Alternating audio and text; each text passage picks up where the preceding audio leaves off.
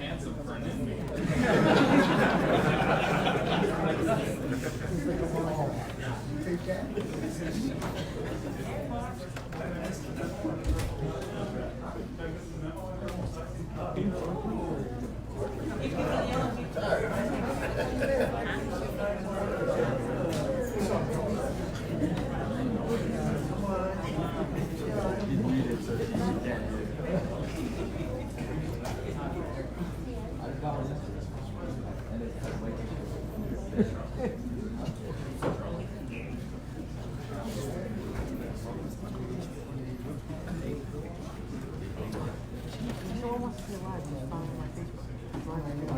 Yeah, I live every month. Suzanne, she's last name is Scoville. Do you think it's Space. yeah, exactly. Like, it's a big other kind of a meeting. ISCOMI. Yeah. You follow that on Facebook. It's live right now. Just go.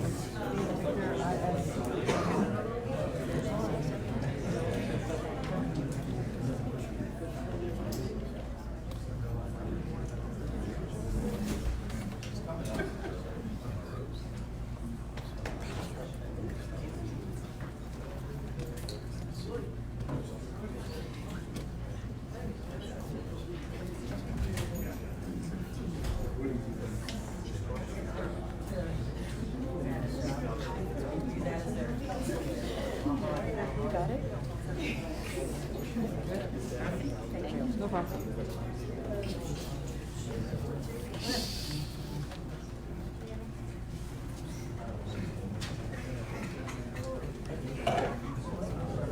Good evening. It's now 6:31. Welcome to the regular meeting for the council meeting for September 25, 2019. Notice that this meeting is being held in accordance with the public laws of 1975, Chapter 231. An adequate notice of this meeting has been provided by notice sent to the Anthony Park Press, to River Times, and Star Ledger, and posted in the main lobby of the municipal building and on the municipal website. Please rise for the pledge.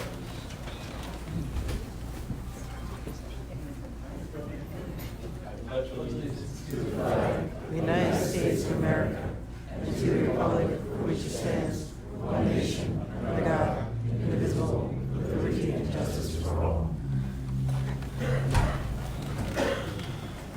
That was a little trick. We keep on moving the flag stand to the right and to the left because we are equal opportunity in Red Bank, both right, lefties and righties.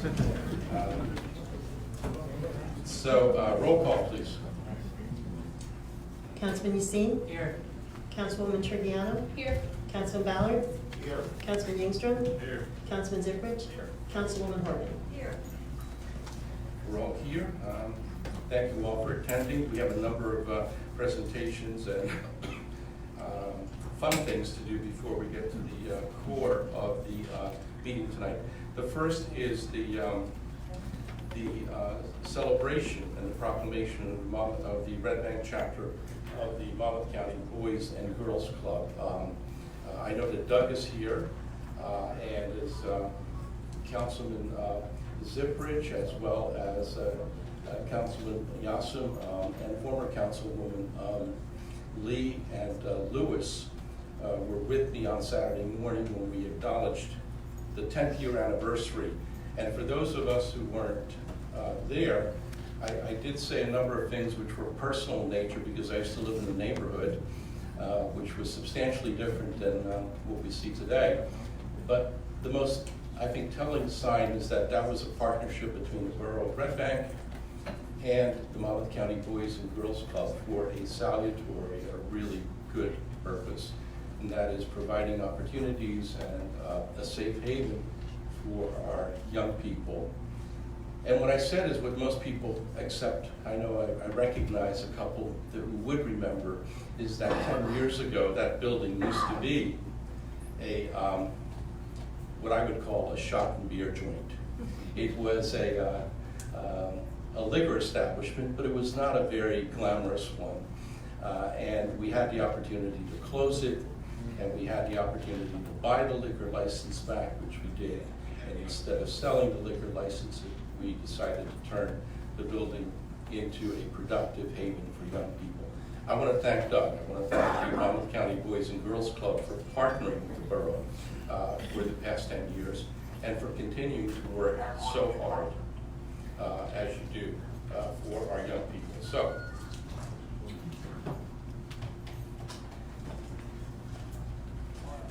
we did this on Saturday, but we'll do it again. The proclamation reads as follows. Whereas the Red Bank chapter of the Boys and Girls Club of Monmouth County empowers all young people to reach their full potential as productive, caring, and responsible citizens.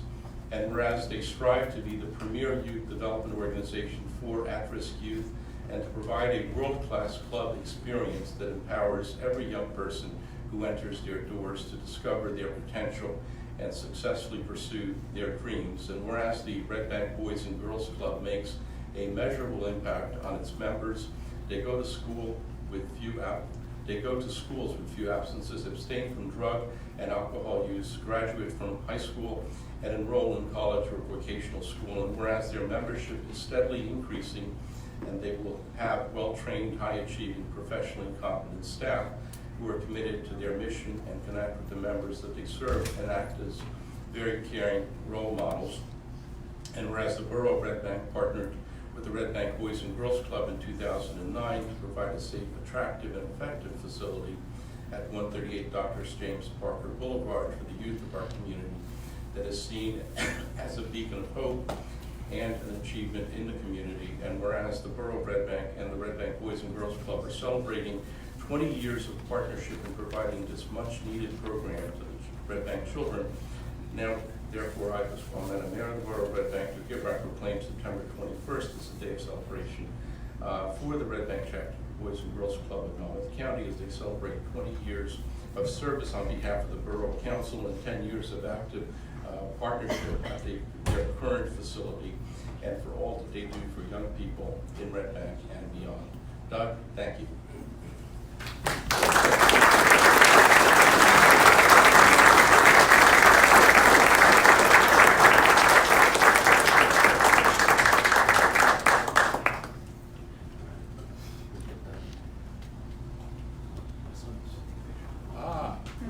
He's going to be as tall as Daddy. Yeah.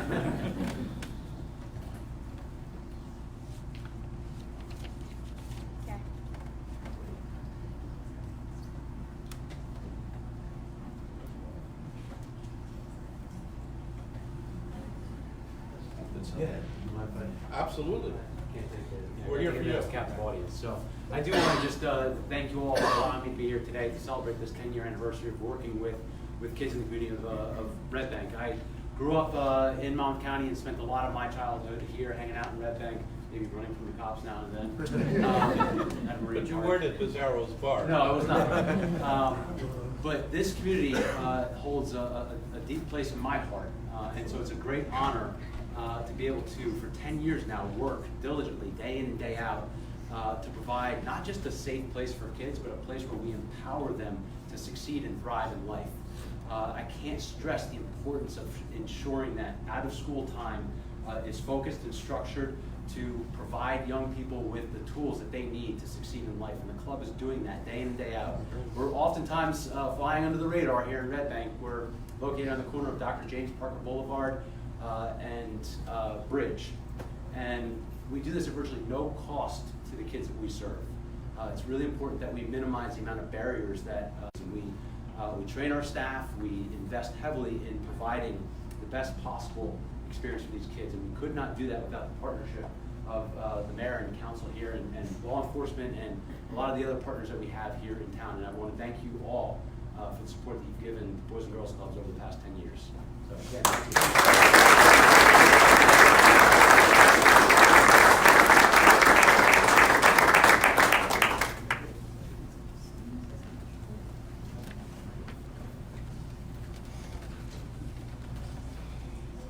We also have the annual donation from the Monmouth Boat Club. Is the Commodore here? Yes, there he is.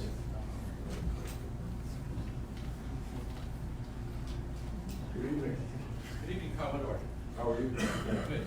got membership applications for the forum. We can get some new We're members always to the accepting new club. members. Mayor, nice to see you. This is a great event for us because a lot of our not-for-profits, and I keep on chiming about this all the time, do good stuff, but everybody else in Red Bank, especially our neediest, support because of the lack of payment of taxes.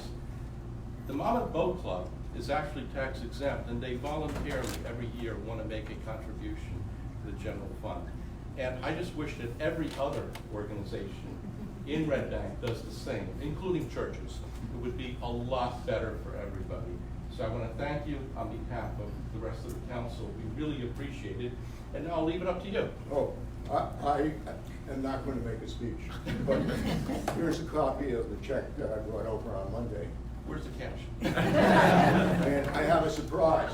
Back in 2008, when you were celebrating your centennial, you had I'm not a lot. 100 years old yet. No, but I'm sorry. When Red Bank was celebrating the centennial, we invited the mayor to come out on our race committee boat.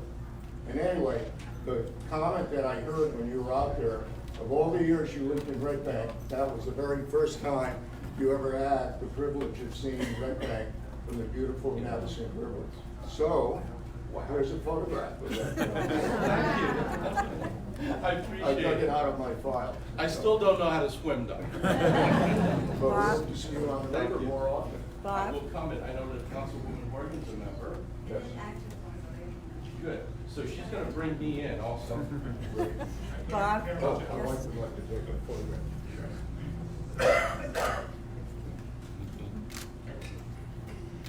Thank you. Thank you, and thank the members. Yes.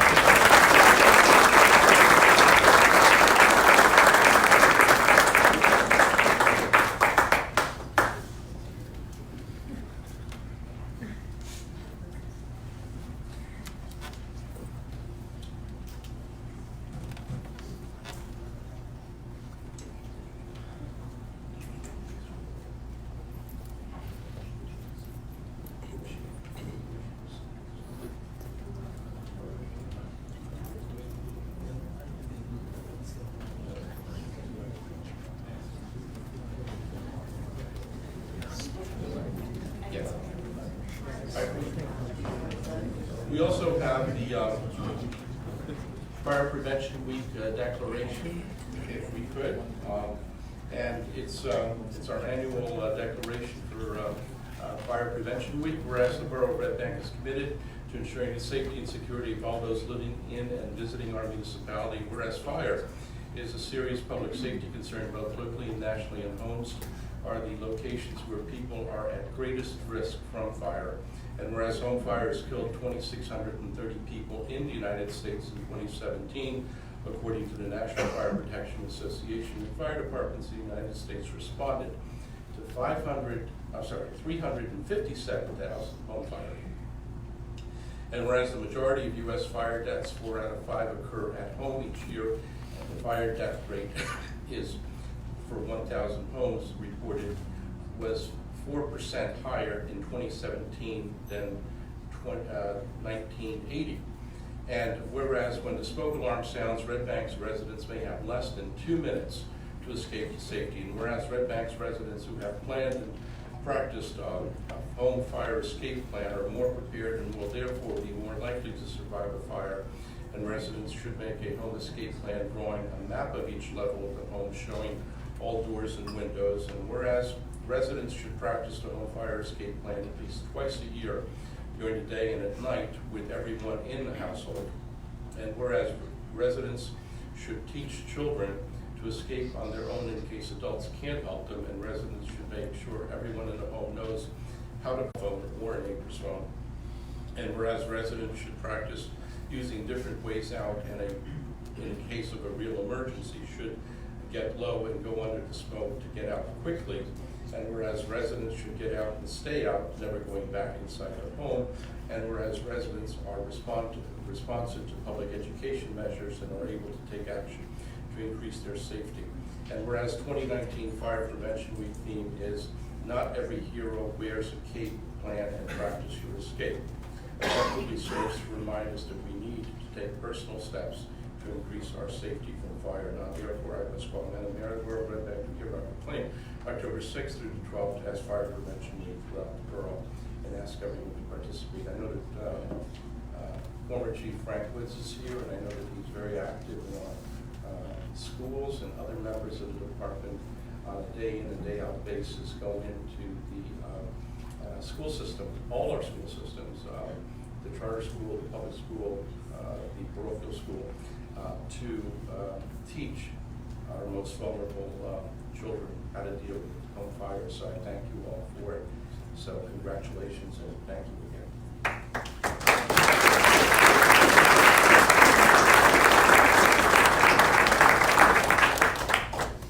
We're waiting for Senator Doval to arrive on another matter, but while we do, we have an extraordinary opportunity this evening to move forward with our command structure with the police department, which is second to none in not just the county but the state. With all due respect to our state troopers, but our Red Bank Police is wonderful. I welcome other members of other departments who are here joining us in this celebratory event with respect to the promotion and swearing in of Jorge Torres. And the camaraderie that I see here is not something which is demonstrated every time we have a promotion. This department is tight. They respect each other. They respect our citizens. They respect our visitors. They have the highest professional demeanor and integrity that I can attest to, and others have attested to, including our Attorney General, Monmouth County Prosecutor's Office. I know Christian Gramachelli has repeatedly told me how great and professional all of you men and women are in our department. So it's a great opportunity for us to celebrate as a family, especially the promotion of one of our own. And so I would ask Commissioner Trigiano to give us a little bit more information since I talked too much. That was wonderful.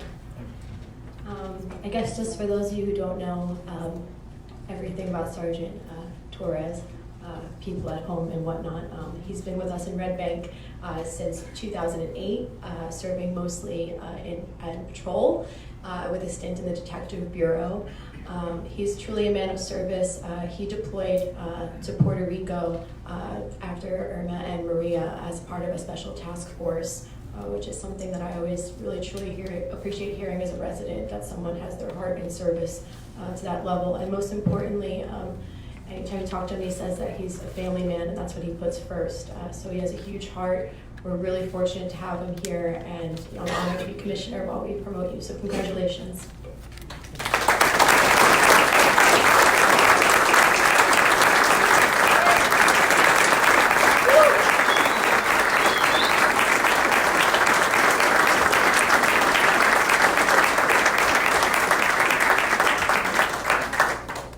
We have before us Resolution 19239, Commissioner. That resolution affirms the promotion of Patrolman Jorge Torres to the rank of Sergeant, Red Bank Police Department. Would you like to make that motion? Second? Second. Okay, all in favor? Aye.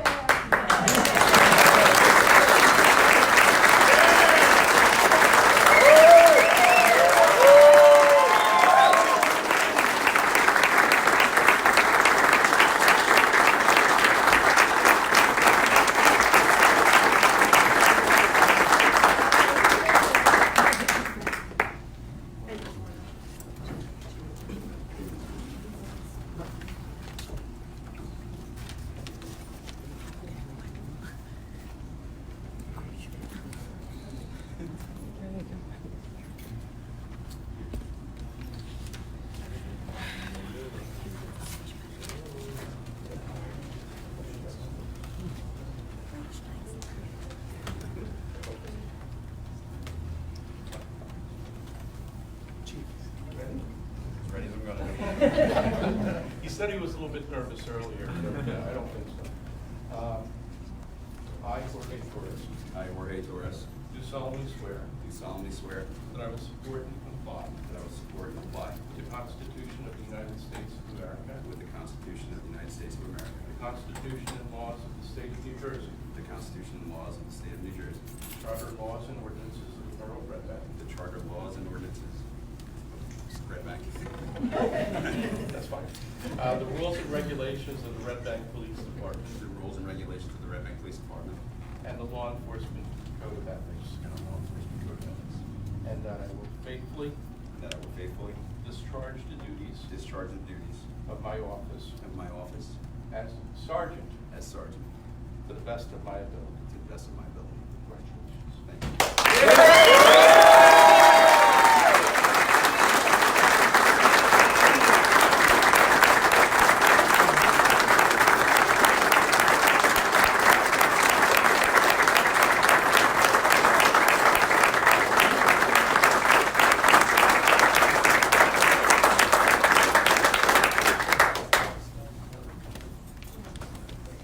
That was quick. Chief?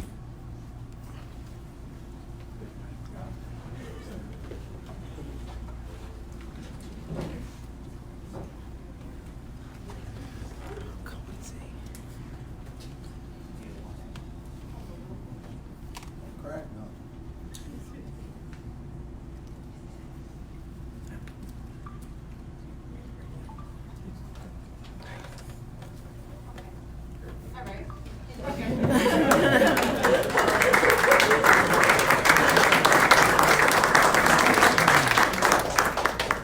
Well, first off, thanks everyone for being here. This is more than, except for my father who just came out of surgery today, and my two sisters who can't be here, and my daughter who's actually streaming from England right now. So just thank you. I mean, I'm going to do my best in this position for this department. So you all know that, and if I'm out of line, just make sure you tell me. But I'm going to do what I can do for this town, this department, and my family. Thank you.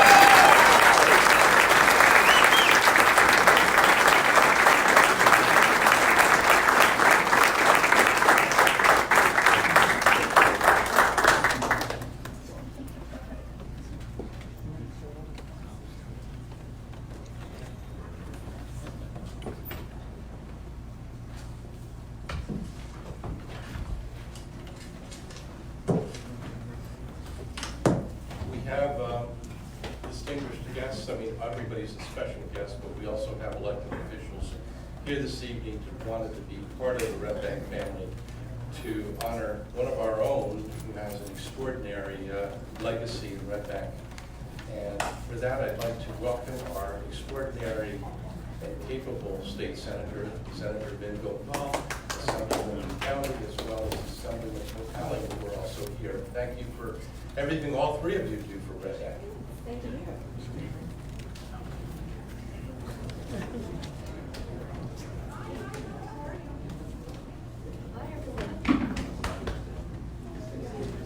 Thank you, everyone.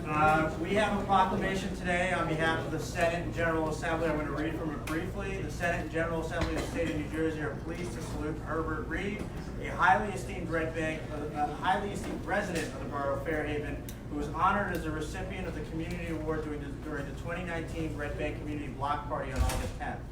The prestigious accolade bears witness to remarkable dedication to sports and education Herbert Reed has demonstrated on behalf of Red Bank Regional High School. A veteran of the United States Army, Mr. Reed achieved the rank of Sergeant First Class during the Korean War and earned the degree of acclaim as a semi-professional boxer during that time. In addition to his invaluable service, he has had, I'm not going to read all this because we could go on for a while, but he has had an extraordinary impact on many, many people in Red Bank. I know how proud his family is of him, so we wanted to make sure at this council meeting we could put something in official record in the state of New Jersey to really recognize all the contributions he has done and all the lives that he has touched. You guys want to add anything? Sorry. Yeah. I just like to say, you know, we came to the Red Bank Community Day. We had this proclamation. It was in a folder, and Mr. Reed was not there. We could have just dropped it off and said, hey, if we could pass this on. But first of all, that being in a folder wasn't worthy of all that you have done. This is how we really like to recognize people that have done so much by framing this thing and making a nice presentation to somebody and not just dropping it off. Because we've got meaning behind this.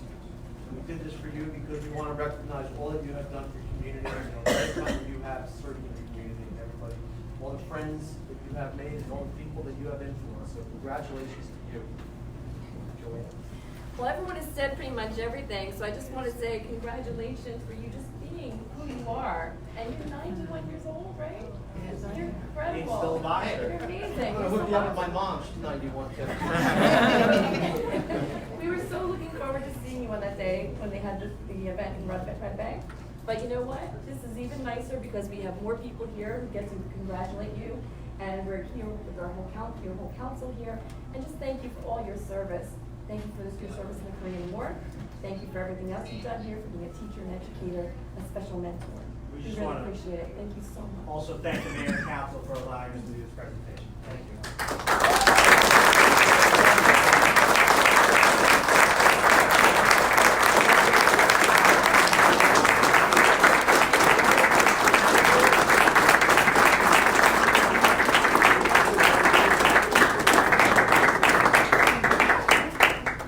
So, Mr. Reed, as an alumnus of Red Bank High School, we always remember you with fond memories. I know even though you yelled at Freddie when he was in high school, quite a bit. We remember that. But it's amazing when we see Mr. Reed. I see him at Pilgrim a lot, and I see him at some of at the Elks Lodge and also at Celestial. So thank you for your continuing involvement at age 39. So you got a number of years. So on behalf of the entire municipality, you're an honorary Red Bank resident. So congratulations. And also on behalf of the council, we want to give you the official. Wow, that's really nice. Very nice.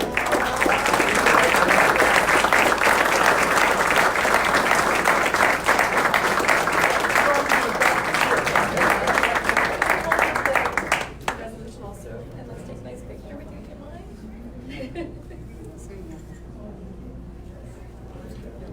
Thank you. Do you want to say?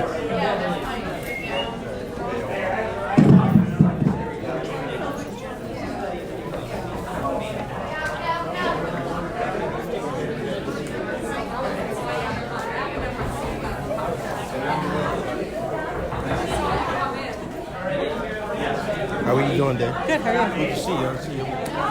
You doing newspaper? No, I just like bring actual transparency and not talk about it.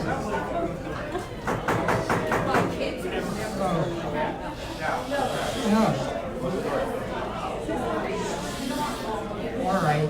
Good evening. Yes, please. I'd like to thank all of you for your claim and recognition. And I enjoyed myself at Red Bank High School. I enjoyed working at Red Bank. I only live in Atlantic Highlands, so I only didn't get too far from home. And seeing people that I know every day is wonderful, because some of you I knew when you were so high, and we got along very well. Some, like Freddie. Freddie became a boxer. I took Freddie over to his dad. Freddie got in trouble in school. I said, Mr. Boynton, your son is not to be thrown out of school. Would you would you mind if I take him up to Middletown where they have a boxing school? And his father said, gladly, thank you, get him over there, because I don't want him thrown out of school. I took Freddie up to Middletown, and Freddie became a tremendous, good boxer. And Middletown adopted him, and a man in Keensburg took Freddie into cover. And all the teachers were saying, we want a part of it, we want a piece of Freddie, we want a piece of Freddie. And Freddie was taken to Italy in the summer during his year. And he told me one day, he said, I knocked the man down 10 times. And he said, and I lost the fight. And I said to him, Freddie, I said, that's home cooking. I said, that's it, right? So they would go away. I said, you had to hit him hard enough so he stays down. And Freddie said, okay, next time I'll do that. And God knows he did it. He became champion. Yeah, I was so happy for him. And I remember those days, and I've been following him around. I guess he's been following me around. Yeah. And I thank Mr. Minner so much. He became a good friend of mine.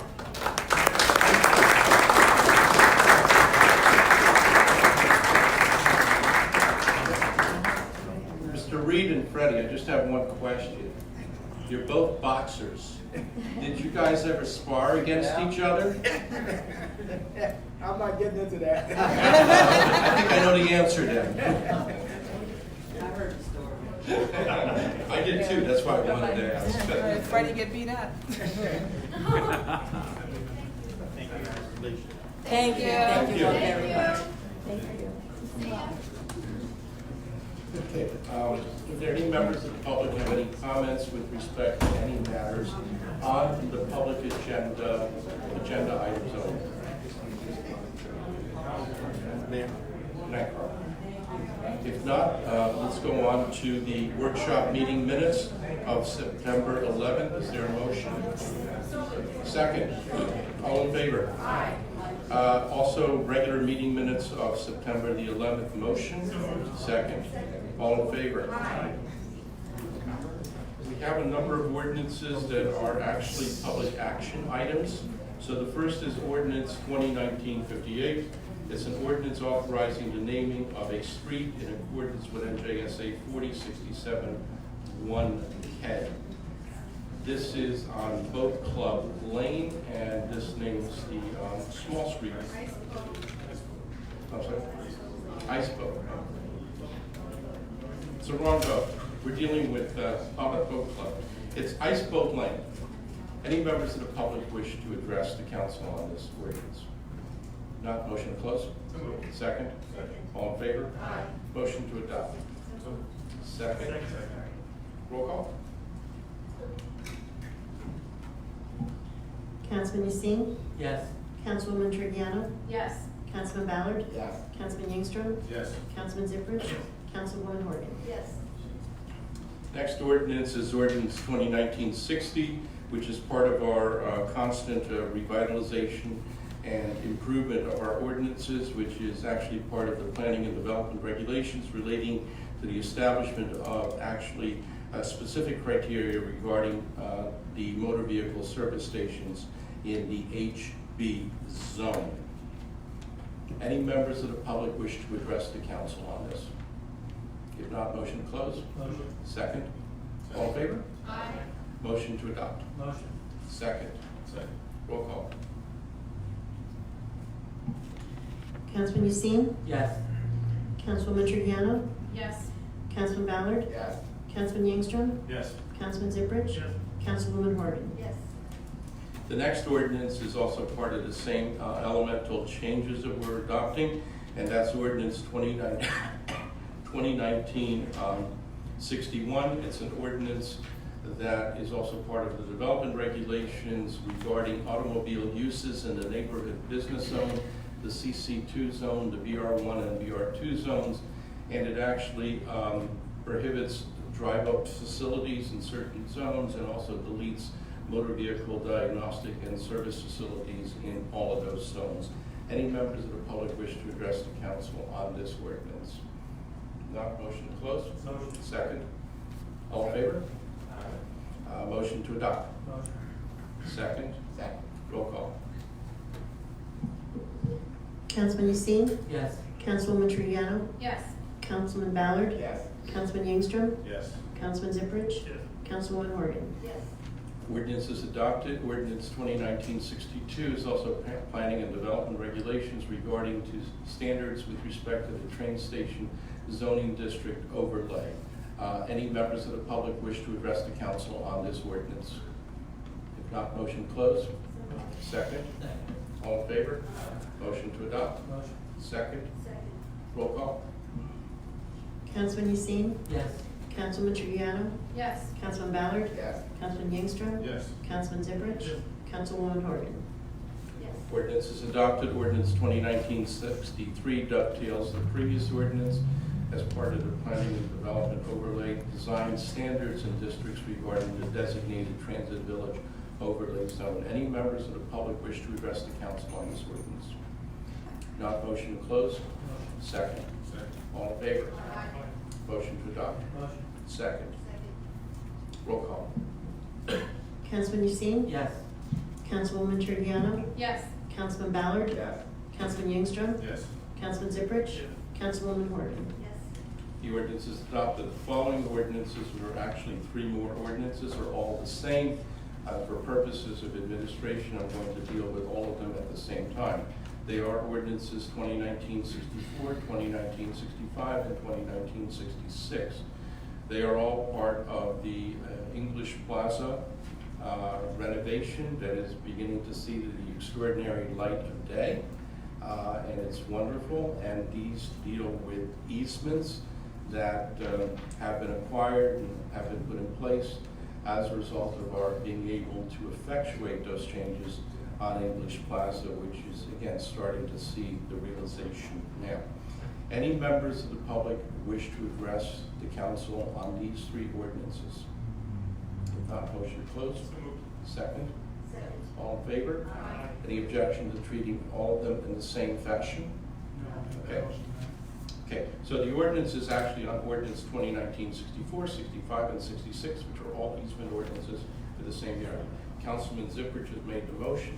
Is there a second? Second. Roll call. Councilman Yassin? Yes. Councilwoman Trujillo? Yes. Councilman Ballard? Yes. Councilman Yingstrom? Yes. Councilman Zipperich? Yes. Councilwoman Horgan? Yes. Those ordinances are adopted, and I think that probably concludes the easement ordinances, but we don't know.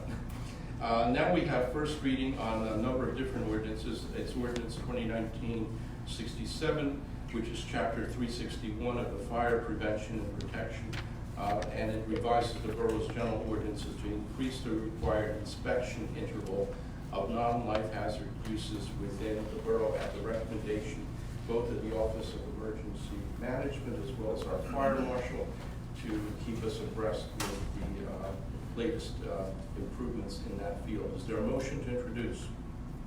So moved. Second. All in favor? Aye. Public hearing will be on October 9th at 6:30 p.m.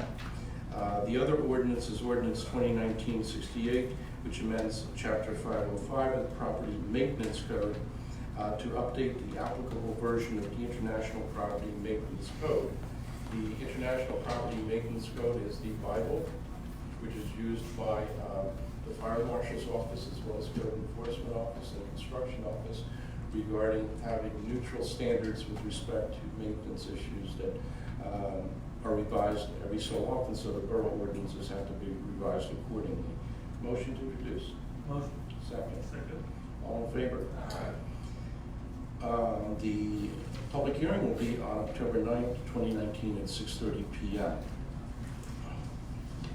We have a number of resolutions that should be by consent unless there's any objection. They would be resolutions 19-229 up to and including resolution 239. Unless there's any objection to pulling any one of those, we will move with them en masse.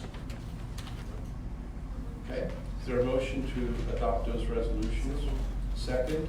Second. All in favor? Aye. Any opposed? I would invite comments from Mayor and Council this evening.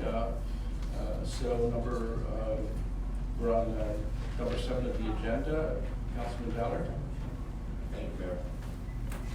Welcome, everyone. Welcome, everyone. So the Finance and Personnel Committee met way back on September 5th. We talked about a number of items, including one, a review of the July 2019 finance report.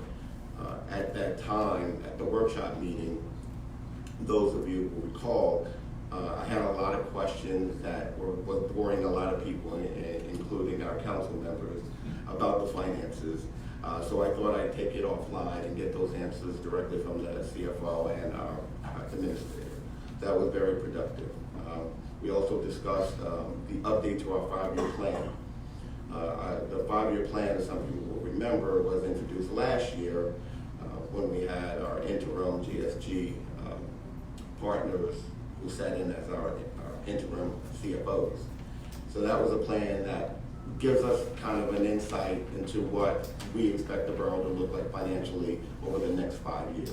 It's a complete estimate, it's an in-house work product, and I just asked the CFO and the administrator to update that 5-year plan. We talked about our 2020 finance goals and how we expected or hoped to land in 2020 regarding tax levy.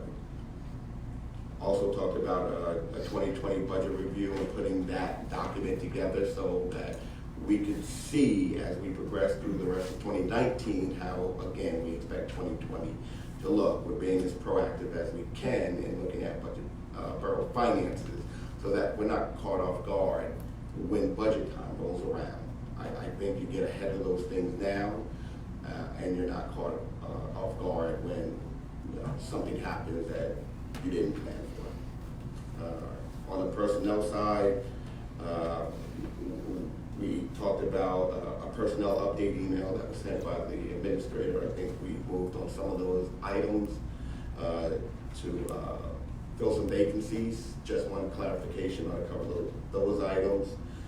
We have a couple of current borough vacancies, again, just to get clarification on what those vacancies entail and how we were moving forward to fill those. Also, wanted to give a shout out to our CFO, Peter O'Reilly. Peter is down in Atlantic City at the Government Finance Officers Association of New Jersey. Not only is he an attendee there, he's also a speaker. Very proud that in his first year, he's a speaker at this CFO conference. His topic was how to spot bad data. And this is really quick, reviewing mathematical principles of natural numbers known as Benford's Law, which the IRS uses to identify fraudulent data. So our CFO is giving a speech, I think he gave it at 4 o'clock today, about how this can be used to identify bad data and correct it beforehand and identify fraud. So I wanted to give a shout out to Peter. And that's it. Thank you, Michael. Ed. Thanks, Mayor. I attended the Governor's Symposium on Shared Services this morning at Monmouth University. The speakers included Senators Gopal of Scanlon, Freeholder Unknown, and the Bipartisan Shared Service czars appointed by the Governor, Mayors Jordan Glatt and Nicholas Pratt. New Jersey is working hard to help find ways to reduce service costs among municipalities and school districts all across the state and to foster greater sharing of municipal services throughout our community statewide. The Division of Local Government Services Local Assistance Bureau, known as LAB, has been established to assist county and municipal governments in embracing and furthering these efforts. In the past, Red Bank has been a leader in this area. I feel that it should be further pursued again by this administration to confront the economic pressure, fiscal challenges, and for operational deficiencies that we encounter. The Governor reinforced this morning that the Local Assistance Bureau, the LAB, has a team of professional advisors available to assist our municipality And if any of my colleagues would like to find out more information on the resources available, you can visit nj.gov/DCA/divisions or email the czars at sharedservices@nj.gov. It was a very informative presentation and well represented across the county by local election officials. I also wanted to commend the Streets and Road Division of DPU along with our engineering team for the completion of the road reconstruction on Tilton Avenue, and currently McLaren is under reconstruction. Paving began on a portion of McLaren today. I'm sure residents will be thrilled not to hit that pothole on the corner of Spring Street anymore. River Center is hosting the annual Oyster Fest this Sunday. The weather looks great for a successful event. Please come out and join the fun starting at noon in the White Street parking lot. Volunteers are welcome and can sign up to work the event at River Center if you have time to donate in the afternoon. The event time kickoff again is at noon until 6 p.m. And as mentioned earlier tonight, the English Plaza White Street streetscape and parking improvement project is virtually complete. I wanted to compliment Jacqueline at Engineering and Jim and the team at River Center for the outstanding job in collaboration with all the agencies here in the borough. The Senior Center will hold its annual picnic this Friday from 10 until 2. And since they are still operating off-site at the Trinity Episcopal Church, what is normally their end-of-season outdoor barbecue will be held in the church meeting hall. Please stop by and wish our senior residents your best and then enjoy a bite of lunch with them. And then, as mentioned at our last meeting, the Red Bank Borough Education Foundation is holding their annual casino night on November 1st at the Elks Club. You can visit rbpef.org for sponsorship, for sponsorship opportunities and tickets to the event. Thank you. Thanks, Ed. Kathy. Thank you, Mayor. I just wanted to mention and to remind people that this Saturday in the Borough parking lot between 9 and 12, that there will be a collection of water for our friends up in Newark. I know that a couple of weeks ago it was very successful, and Juanita Lewis, former councilwoman, is spearheading this, and she and volunteers will be there to accept any kind of either gallons or small bottles of water, whatever. So please come if you can and donate. Thank you. Thanks, Kathy. Kate? First, I wanted to congratulate, off the cuff, but I wanted to congratulate Bowie and the entire team at Yumi Sushi for opening their doors this week. Anybody who's visited their location in Seabright realizes that this is an incredible addition to our downtown. Their food is phenomenal. So I just wanted to congratulate them on opening. Police report, we're having Coffee with a Cop. Again, if anybody's ever gone to that, it's a wonderful community event where you can really, sit and address any issues or feelings you have for the town. It's on October 2nd from 8:30 to 10:30 a.m. at Shapiro's Deli. Also with the police department, we started a trial program this week with a special one that'll be serving in both the business district and the train station area. It's an officer on foot patrol that'll be concentrating on quality of life and safety issues, such as improperly parked vehicles that encroach on side triangles and in crosswalks, as well as addressing hazardous conditions such as bicyclists and skateboarders riding on sidewalks and pedestrians crossing improperly. So we do hire special ones normally during the summer season, so this is an experiment to have one extended through the fall, so we're excited about that. And lastly, I wanted to recognize our fire department for a rescue that they conducted yesterday. The first person on the scene was Deputy Chief Holiday. He received a call from our headquarters and a dispatcher about a person in distress in the water at Red Bank Marina. He asked for the scuba team to be dispatched. Upon arrival there, he was told there was no one in the water. So he decided to go across the bridge to have a better look around. It was there, he was notified by original caller that there was a person stuck in the mud off of Chris's boat ramp in Middletown. He had apparently got out of he jumped off, got in, and got stuck in the mud.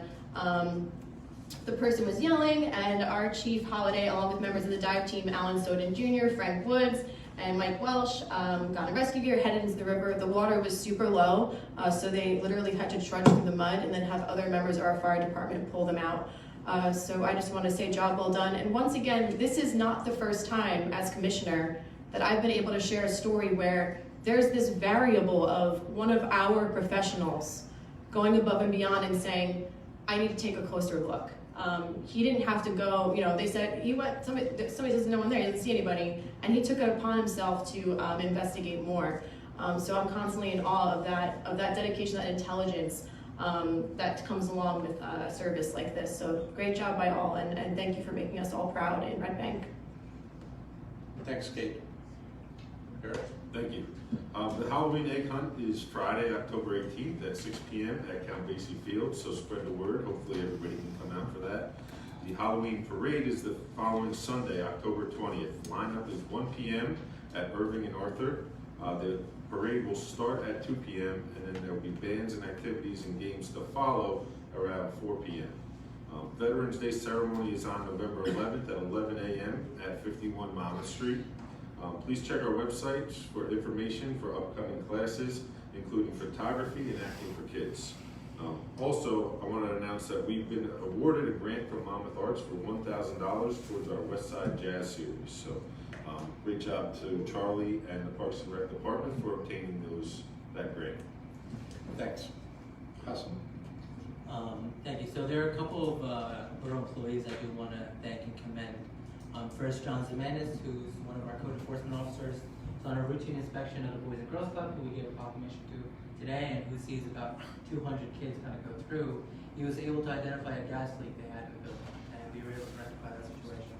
So thanks to his diligence and his excellence in his work, we were able to prevent a potential fatal situation. Second, I'd like to commend Frank Woods, who it seems like every week we're commending him for something new. I've been getting a lot of calls and emails regarding the excellent work he's done as a code officer. I wanted to quote one of the emails I got, which says, "We appreciate Mr. Frank Wood's efforts, his following up, and his accessibility. He's a huge asset in the education of residents." So thank you again for all the work that you do. And just, for the entire code department, I want to thank Tommy Walsh, who acts as our fire marshal and the head of the code department.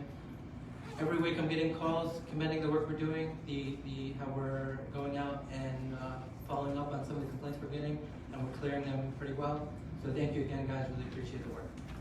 Thank you, Hassan. Okay, anything else? If not, we have some discussion items. Request from Ivan Aguirre for membership to the West Side Hills Company. Kate? Second? Second. All in favor? Request from Nick Davis and Eric Van Kattengel to transfer membership to West Side Hills. Kate? Second? All in favor? And request from Jeffrey Rivera for membership in Red Bank First Aid and Rescue Squad. Motion? Second. All in favor? Do we have any added resolutions? Okay. So therefore, we now turn to public comment section. Any members of the public wish to make any comment, just come up, identify yourself, as well as your address, and we will try to address those issues.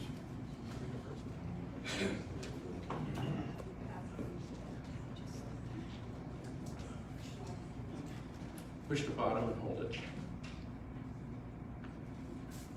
Push the bottom button. Hold it for a few seconds. There it is. Good evening, Council. How are you? Good. Jonathan Penny, 55 Prospect Avenue, Unit 12. I was walking my dog today, and I just was walking past Eastside Park, as I often do, and I just wanted to know if there was an update on the project there. It's been several months, and just want to know if I could get an update from the council on that. Okay. Z, do you want to update Mr. Penny on the Eastside Park issue? Yeah, that's my understanding. That was your question. That was your question. Is that correct? I didn't hear the answer. No, that was your question. Oh, I also want to know if, I know in the workshop, there was also a comment by, I believe, Councilman Ballard, that perhaps the contractor had been fully paid before work was completed, if there was a comment on that as well. Thank you. Which project was that? Eastside. So there were two questions. One concerning updates on Bellhaven. I'm sorry, I apologize. Eastside Park. Got Bellhaven on my mind. On Eastside Park, the project has been reported on by our engineers and will be reported on at the next workshop meeting. The project is substantially complete except for landscaping, which we were waiting on weather, and some punch list items that need to be corrected. We are, and as well, the exception of the building that is to be installed and the shed. So the building is in fabrication and awaiting delivery. That is a 6 to 12 week process, and once it's delivered, it will be installed by a crane. As for whether they've been fully paid, the answer is no, because we pay based on progress. So there's no... I thought the can questions were over. That's why I waited until the end, so. I don't wanna... Yeah, no worries. It's not my meeting. Anybody else? Yes, hi, Mayor, Council, good evening. Mark Halloran, I've been a resident Red Bank since 1991. Mark, just your address, please, if you would. 25 Morey Place. Thank you. If you repeat your last name for me? Halloran, Halloran. Here to ask some questions and express some concerns about the Red Bank Community Garden and the CME report that was released recently. So I have a list of sort of observations and then a list of questions. I don't know that you'll have the answers to all I of think these. it's better, Mark, and again, we'd be happy to hear from you. Yeah. Since you seem like you're prepared with respect to some of your observations, it would probably be helpful. We'll take notes as you speak so we don't interrupt you. Go through and tell us what your observations and comments are, and then we'll try to serial address all of those. Sure, sounds great. So basically, there was the CME was hired by the borough to investigate what was potentially a lead contamination issue in the soil at the community garden over on Marion Street. When it was sent back to us, when the results were sent out from the city, there was an indication that there were no hits above residential levels in the root zone, which is 0 to 2 feet, when in fact there was a hit above residential cleanup standards at between 2 and 2.5 feet. So the root zone is a variable thing. As folks that have been in those fields and in those plots have dug there in their hand, on their hands and knees. I thought it was a little misleading, to be honest with you, when that was summarized in the report that came out from CME. So the hotspot is 597 micrograms per kilogram, which exceeds the 400 microgram per kilogram limit set by New Jersey for a residential standard. So if you wanted to build a house on that property right now, you couldn't without the remediation on it. The soil in the CME report was found to have historic fill, cinder, ash, glass, brick, and fragments, urban fill from some source allegedly in Red Bank, but didn't seem particularly, per the CME report, a good substrate for a community garden. The CME's report said further investigation should be conducted in accordance with applicable New Jersey DEP regulations and guidance documents determining the extent of soil contamination associated with historic fills.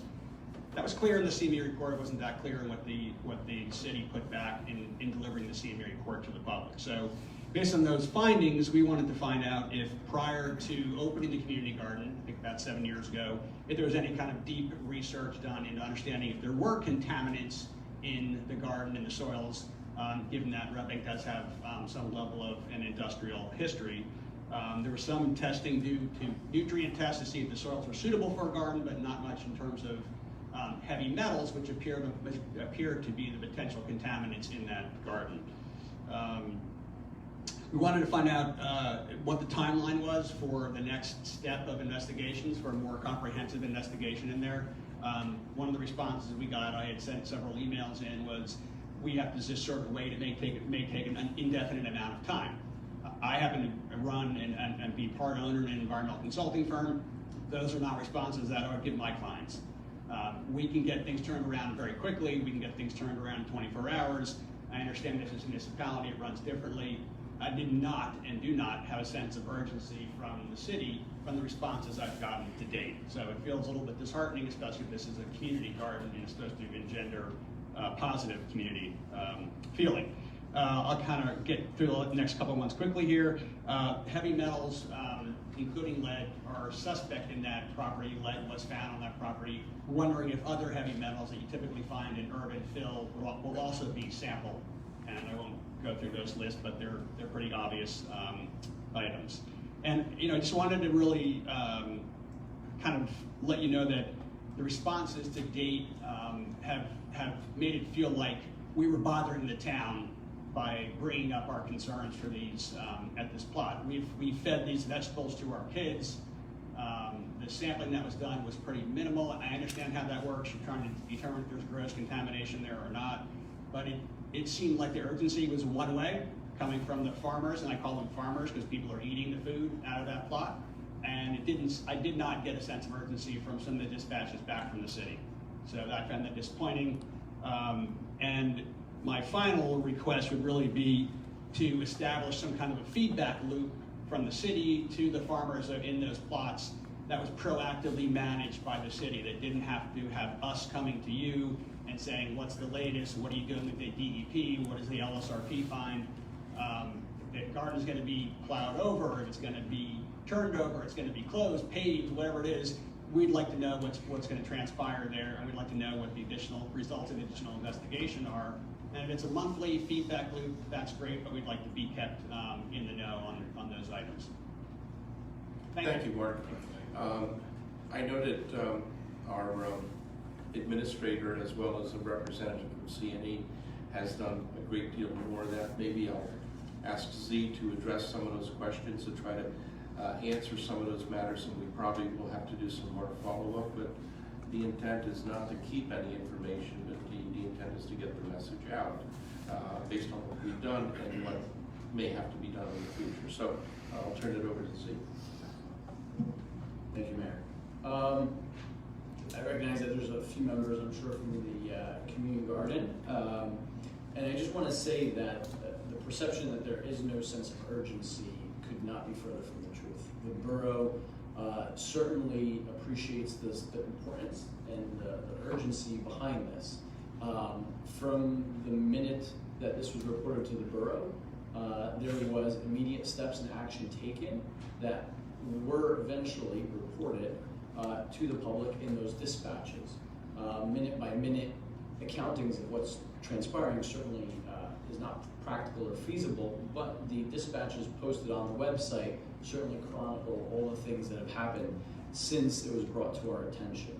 And the DEP, the Board of Health, the Department of Health and Human Services at the state level, all were brought in. So it was at no point minimized, and in fact, we treated it with a sense of urgency and importance by acting out of an abundance of caution to close it in the first place, to inform the community gardeners, and to advise from the very beginning, because without concrete information of what was there or how people may be impacted, we advised folks to contact their own physicians to undertake any testing and discuss the potential of lead contamination. So we did proceed as required by the DEP, but also above and beyond. CME was commissioned to do this first level round of testing within the community garden, and those results were reported to the DEP. The characterizations in our posts were not our own characterizations, but rather a statement from the DEP themselves that said, quote, "None of the results indicate any lead contamination above NJDEP protection standards, and no immediate response is needed by the NJDEP." These were the DEP's own words. I'm sorry, I'm trying to answer your question. So these are the DEP's own words, okay? We did not come up with that characterization. We are relying, and you are more than welcome to contact the DEP and discuss these. However, what I would say is that regardless of how numbers showed, whether too high or too low in your opinion, we agree that there is concern there, which is why we kept the garden closed and we indicated that we would do further testing. And in that post it says, as a result of the findings and in light of the timing of the season, the community garden will remain closed until further notice to allow CME to provide the borough with recommendations for appropriate remedial actions. And we are taking those steps. Now, this is not something that we anticipated at the beginning of the year or even 3 months ago. So therefore, everything that we do has to have a budget appropriation, it has to be approved by the mayor and council, professional service contracts have to be authorized. So they do their further studies, their recommendations, they provide proposals to us. I review those, look for competitive proposals, and make recommendations to the governing body. So we are moving as quickly as we possibly can within the laws, state statutes, and local public contracts law, and how we procure services. So the reason I have not gotten into those technical details is because at this point they are moot because we've closed the garden We've advised people that the garden will remain closed. We've continued to advise people, if you have concerns about lead testing, because the DEP and the regulations and what CME is doing is not toxicology, it is environmental. And so we advise people to contact their physicians if they have concerns about lead contamination. And we are doing all that we can with respect to this, because we understand there are more questions to be answered, and we are going to do that. And He had a couple other questions. He asked if 7 years ago, was there deep research done before the girls? And that's something I can answer to. And that's not something I can answer, as I've only been here a year and a half, and we did receive an Oprah request akin to this from someone, and to our records, we don't have any records that show whether testing was or was not done. So we can't answer that, and as I stated to one member of the community guard, without getting into the past, we're dealing with the present, because the past is what it is, we can't change that. What we're doing now is ensuring that we do the appropriate testing that's required. We've closed the community garden, and if we are going to reopen it, or if we are going to locate a community garden elsewhere, we know what to do and what not to do differently. And that's what we're gonna do. But right now, we're dealing with the community garden as it is. We've closed it, and we've refunded, or we're in the process of refunding all the gardeners for this year's fees, so that way we can take the responsible approach and do what is prudent in accordance with all the guidelines and regulations. Yeah, I mean, I don't disagree with a lot of that. One of the things what was requested, Just so it gets on to you. one of the items regarding the refund, we were listed as complainant, so we were supposed to sign a piece of Claimant. That's our purchase order process. Every purchase order looks that way. It's not a complainant, it's a claimant. You're claiming payment. Every vendor, anytime we It's issue a a check. modality that has to be used legally by municipalities, that's Okay. Okay, so when one of the emails that my wife had sent to Mr. Shahadi, one of the comments was that they're going to do what the professionals in DEP said they should do, which you just stated. So that will require the patience of everyone involved for an unknown period of time. Well, we'd like to get a little bit of a time frame on that if possible. If it's you have to get funding for the next step, is that next month's meeting? Is it 2 months? What's the general process? There has to be. Is it on the agenda? Is it something that all the council people know about? I didn't get any sense that this was on the front burner. And I'm not saying you're trying to not disclose information that you know. I'm not suggesting that at all. But some of the dispatches back from when I emailed you a couple times, you're responsible. I wasn't here at that time, and you have to send in a request for information. But there's no file on it, so it probably won't be of any use. It just felt like there wasn't a reciprocal relationship and a concern for the citizenry that was using that garden. So if we can set up that feedback loop where we know what you're doing, what the timing is, we can talk to the LSRP that did the work, those would be huge steps forward from my perspective at least. Okay, thank you, Mark, I think that's helpful. Okay. I'll be in touch before you leave tonight. Okay. We have a couple gardeners here. Sure. Hi, I'm Deb Jelinek. I'm married to Mark Halloran from 25 Morey Place, and my name's on the plot, and I'm the one who had reached out to Mr. Shahadi initially to request a meeting. I was told that wasn't possible, so we did submit some questions in writing, the most important of which Mark articulated to you this evening. 2 things I want to address from Mr. Shahadi's comments back to Mark. And firstly, the request that if you're concerned that you should go to your physician. So we went to our physicians today and had blood work done. It would only show your current exposure to lead. You have to do more comprehensive testing, hair testing, if you want to know what's in your body or what I've been exposed to over the last 7 years of digging in the dirt and eating vegetables that may or may not be contaminated. So my concern as a citizen is that I know what I'm dealing with before I go to the doctor in terms of all contaminants, which brings up the urgency on our behalf that we would like to know when additional testing is going to be conducted, because we want to know exactly. Hotspot was in my plot according to the aerial photo, the one that is above residential standards between 2 and 2.5 feet deep. So I have very specific concerns here. So that's why we'd like to know that additional testing is going to be done, that the garden isn't just going to be excavated, because that might be the recommendation. I think we have a right to know what else is in the soil and what we're facing. Well, but, again, we'll follow up with you on that. Thank you. Thank you. Oh, hi, my name is Tim Zebo. I live at 124 East Bergen Place in Red Bank. My wife and I have also been community gardeners for the last 7 years.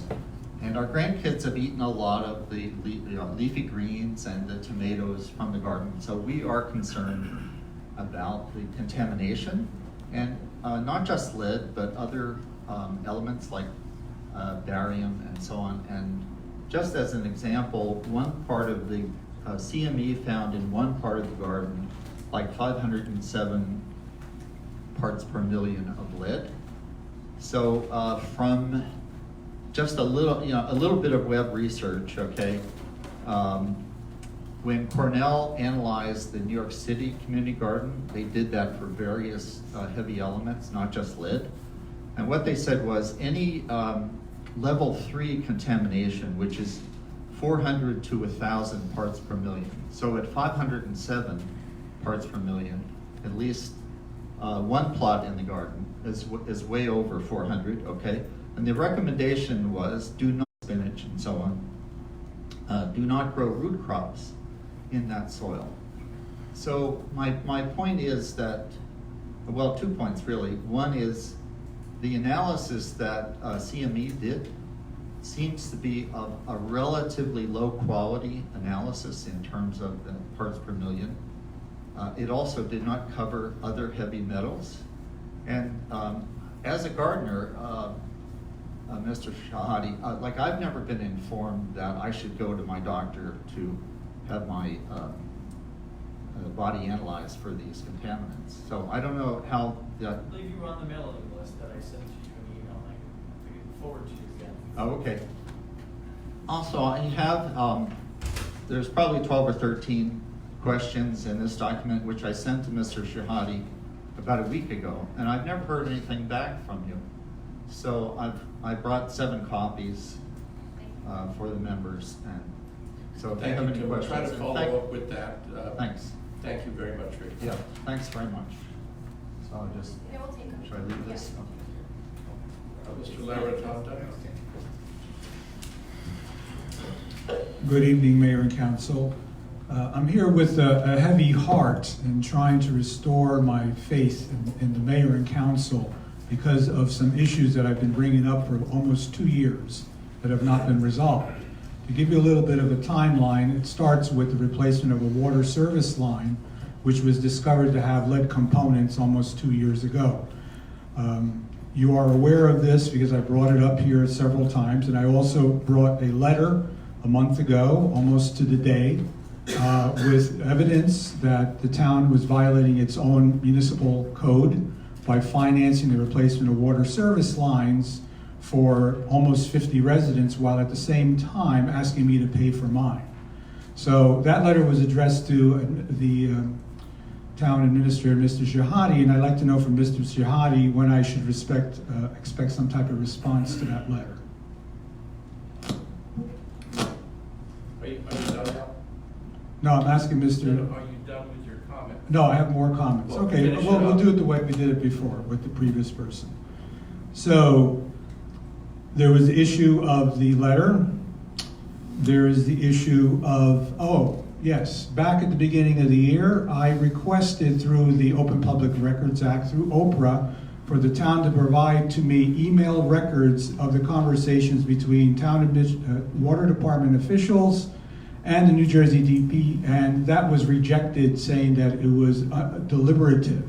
However, the DEP had no problem in providing the same records to me afterwards, and as a result of that, I submitted to Administrator Shahade a bill of roughly $384 for the expenses that I incurred. I had to submit the bill twice. Once was to the clerk, who then passed it on to the administrator's office. It was turned back. Then I had brought a second letter to the administrator's office. It was stamped received. I've not received a response. That bill was because of my expenses to go to the DEP and pick up the volume of records on a CD. That's second question. Where is the response to the bill I submitted to the borough? The third one is the water sampling results. I have been requesting this copy of the sampling plan, which I'm water sampling plan for lead, which I'm aware that the town released those results. However, I'm not convinced those results are entirely accurate, not because I want to be a sour grapes, but because I know of at least one incident in which a resident who received a sampling kit actually had their water line replaced 10 years ago, and there was no water line with any lead in it. So I know that at least one example is completely wrong because you're testing for lead where there is none. That's number 3. Number 4 is that I've addressed this issue to everyone here in the council in private or with another council person attending, and I find it kind of ironic that we are talking about supplying donated water to Newark, which they certainly deserve, but at the same time I've not received a response for about 5 months now to my complaint letter that the Red Bank Water Department was violating the Safe Drinking Water Act. I expect, like anyone else, that if I submit a letter to the town that I actually get a response. And I think that pretty much covers it. Thank you. Thank you. See? Or Andy? I can respond as far as from a legal perspective. We are in response of your letter. My law partner, Greg, and myself are working on a response. I believe that response will be imminent regarding your claimants and your complaints regarding the Red Bank water. See? What does imminent mean? This is 5 months later. Thank you. See, how about you? Is there any? Okay, thanks, Al. Why doesn't the administrator have anything to say? The response to your questions will come from the attorney. Why? Because I'm directing that it come from the attorney. Well, this is what you said They last raise meeting. legal questions, and I'm not going to argue with you. You said this the last time I came here, you're referring things to the attorney, and I've not received any responses. And Mr. Jahadi received my letter twice, and the clerk received the letter before Mr. Jahadi received it. So the fact is that I have a complaint to the state standing at this point for those records which were not delivered to me. That's why it's a legal issue. Go ahead, Andy. We'll be responding as there is a pending Oprah complaint, and any pending litigation will be addressed through my office. Allison?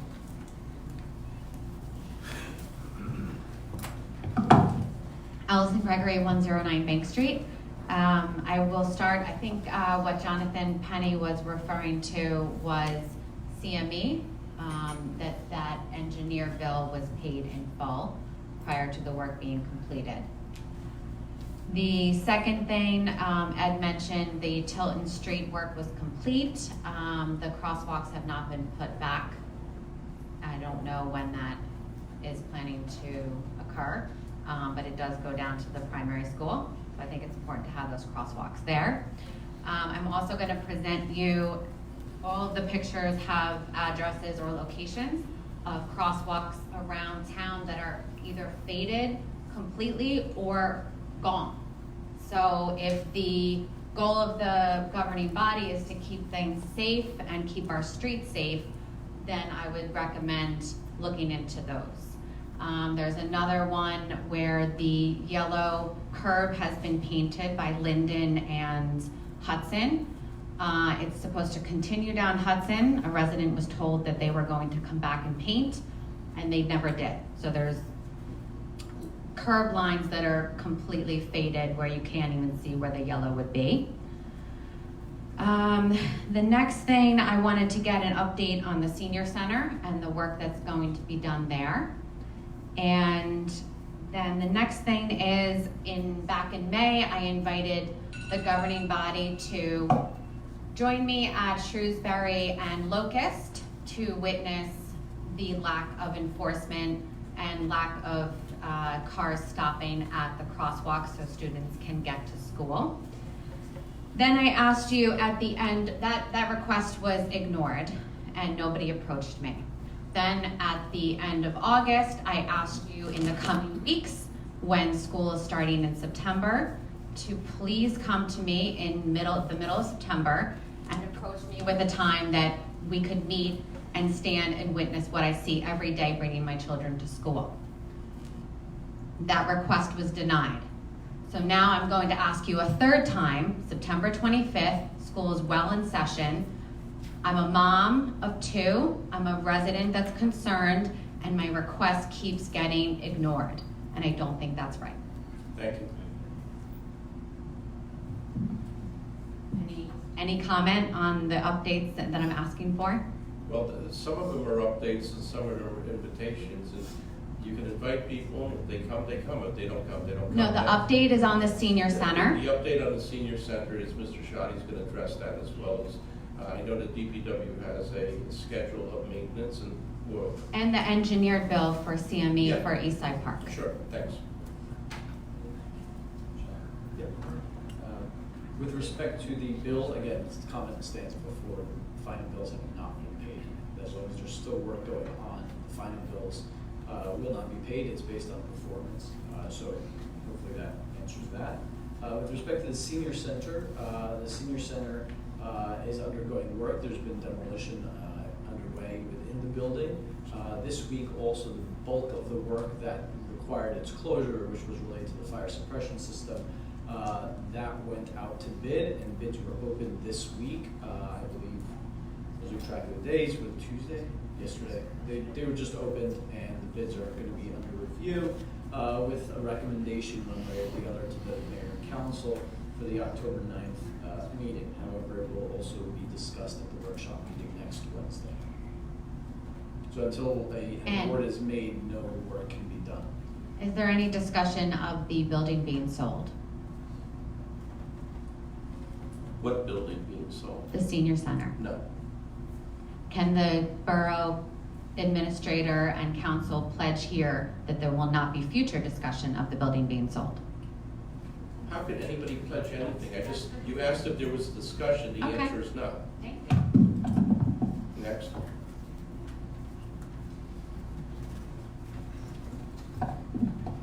Hello, my name is Suzanne Ferrari. I live at 53 South Street in Red Bank. I've been a resident since 1981. Good evening, panel and mayor. I have a concern. The sidewalks on South Street are really in very serious shape. I have at one point had the borough come by, and I guess they shaved the roots down of a tree that's directly in front of me, which is huge, probably should have been removed many years ago. And now the sidewalk is so uplifted. There are children that go to school and walk right past it every day. And I go out and have my coffee out there and go, please, don't let anybody fall on that. I have at my expense replaced the slate twice. And I'm just concerned. I look at all the streets that have been recently refurbished. They look beautiful. I hate giving up the tree. The tree is beautiful. I would have maybe appreciate if someone could take a look at this and say, yes, this is a serious problem. It's the kids that walk by. And you know, like, they've got backpacks, they got pods in their ears, they're not paying attention. And it looks like an accident, and I am the responsible party. And I just think that it needs to be looked at. Thank you. We'll have somebody take a look at it. Thank you very much, Mayor. Mr. Point.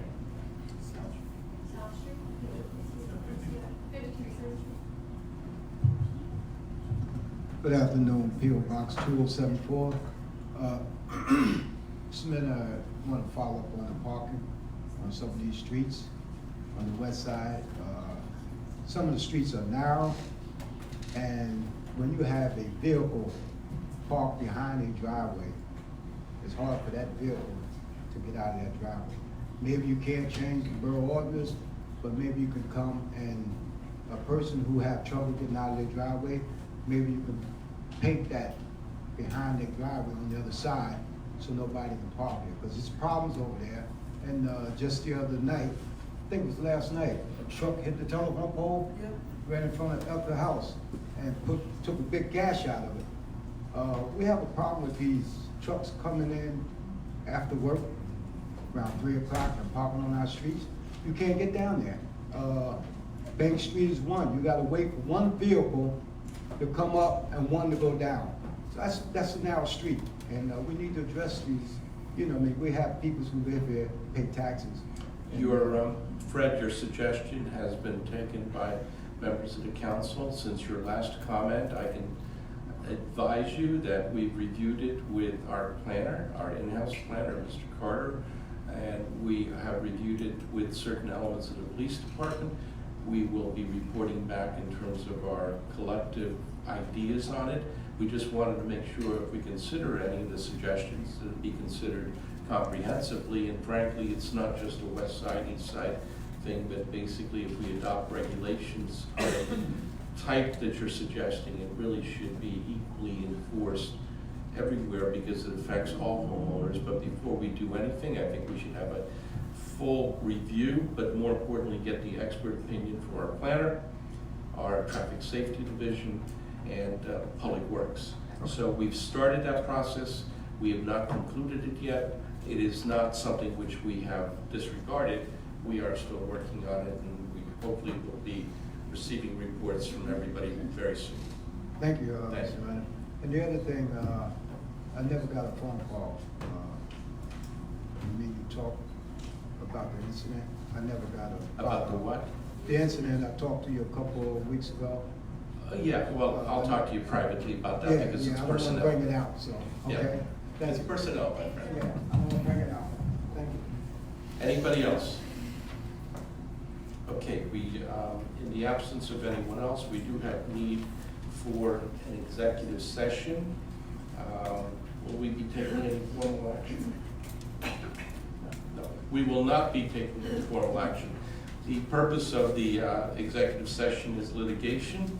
However, we will be discussing our course in the litigation, but we will not take any formal action. I want to thank everybody for coming. I want to thank everybody for your learned comments, and we appreciate you having come. Motion to adjourn to executive session.